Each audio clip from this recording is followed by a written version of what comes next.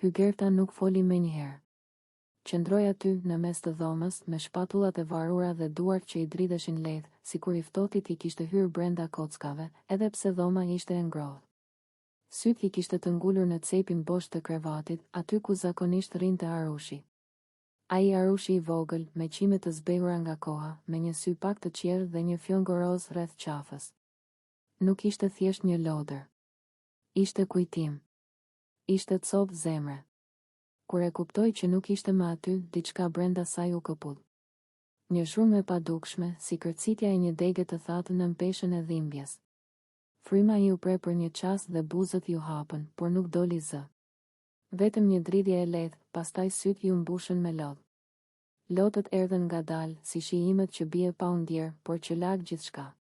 Ku është, përshpëriti më në fund, me një zë që mezi dëgjohej. Labi dhe Ludo ishin aty pranë.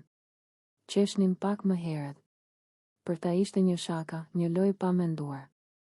Nuk e kishin kuptuar peshën e asaj që kishin bërë.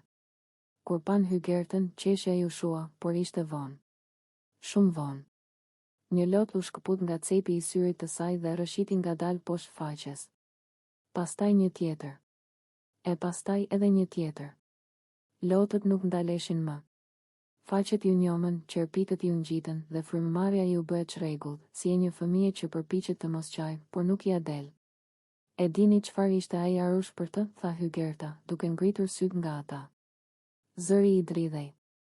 Nuk ishte zë zemërimi, ishte zë dhimbjeje. E dini çfarë i keni marrë? Labi uli kokën. Ludo shikoi nga ana tjetër. Heshtja u bë e rëndë. Ai Arush, vazhdoi ajo, nuk ishte lodër. Ishte kujtimi i fundit.